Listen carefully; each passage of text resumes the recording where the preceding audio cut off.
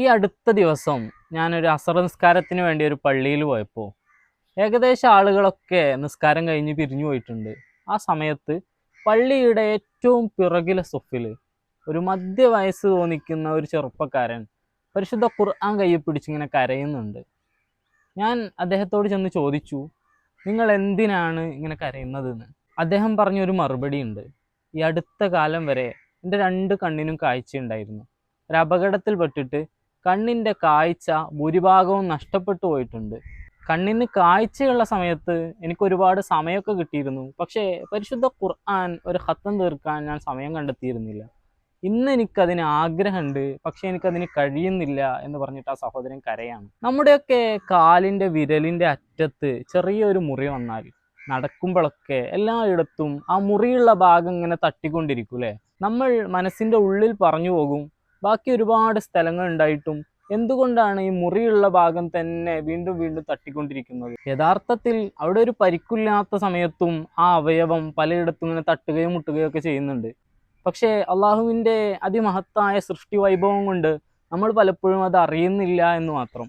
അങ്ങനെ അവയവങ്ങൾക്ക് എന്തെങ്കിലുമൊക്കെ ഒരു പരിക്ക് വരുമ്പോൾ അള്ളാഹ് തന്ന അനുഗ്രഹത്തിൽ നിന്ന് ഒരല്പം അങ്ങനെ പിൻവലിക്കുമ്പോഴാണ് യഥാർത്ഥത്തിൽ നമ്മളൊക്കെ അള്ളാഹുവിൻ്റെ അനുഗ്രഹങ്ങളുടെ മൂല്യം അങ്ങനെ തിരിച്ചറിഞ്ഞു തുടങ്ങുന്നത്. ഹാറൂൺ റഷീദ് രാജാവിനോട് ഒരിക്കൽ തൻ്റെ ഒരു അനുയായി വന്ന് ചോദിക്കുന്നുണ്ട്, നിങ്ങളുടെ ഈ ഒരു വലിയ ഭൂപ്രദേശത്ത് കടുത്ത വരൾച്ച വന്നു എന്നൊന്ന് സങ്കല്പിക്കുക. കുടിക്കാനൊരു തുള്ളി വെള്ളം പോലും എവിടെയില്ല. അങ്ങനെ ഒരു ഘട്ടത്തിൽ ഒരു 1/2 ഗ്ലാസ് വെള്ളം എൻ്റെ അടുത്തുണ്ട് എന്ന് നിങ്ങൾ കരുതുക. ഞാൻ അത് നിങ്ങൾക്ക് തരാമെന്ന് പറയുന്നുണ്ട്, പക്ഷെ അതിന് ഞാൻ വില ചോദിക്കുന്നത് നിങ്ങളുടെ ഈ ഒരു വലിയ ഭൂപ്രദേശത്തിൻ്റെ പകുതി ഭാഗമാണ്. അങ്ങനെ ഞാൻ വില പേശിയാൽ നിങ്ങളതെനിക്ക് തരാൻ തയ്യാറാകുമോ എന്ന് ഹാറൂൺ റഷീദ് രാജാവിനോട് ചോദിക്കുകയാണ്. രാജാവിന് അധികമൊന്നും ആലോചിക്കേണ്ടി വന്നില്ല. അയാൾ ഉടനെ തന്നെ പറഞ്ഞു, തീർച്ചയായിട്ടും അത്തരം ഒരു ഘട്ടം വന്നാൽ നിന്റെ കയ്യിലെ ഒരു 1/2 ഗ്ലാസ് വെള്ളത്തിന് എൻ്റെ ഭൂപ്രദേശത്തിൻ്റെ പകുതി തരാൻ ഞാൻ തയ്യാറായിരിക്കും. അങ്ങനെ അനുയായി തുടരുന്നുണ്ട്. കാലം ഒരുപാട് മാറി. നിങ്ങളുടെ നാട്ടിലൊക്കെ ഒരുപാട് മഴ പെയ്യാൻ തുടങ്ങി. നാട്ടിലുള്ള ഫലവൃക്ഷങ്ങളൊക്കെ തടിച്ചു കൊഴുത്ത് വളരാൻ തുടങ്ങി. ആ ഒരു ഘട്ടത്തിൽ നിങ്ങൾ കുടിക്കുന്ന വെള്ളത്തെ മൂത്രമൊഴിക്കാൻ കഴിയാത്തൊരു ഘട്ടം വന്നു. അങ്ങനെ പല വൈദ്യന്മാരെയും നിങ്ങൾ സമീപിച്ചു. അവരൊക്കെ മരുന്നായിട്ട് വീണ്ടും വീണ്ടും വെള്ളം കുടിക്കാൻ പറഞ്ഞു.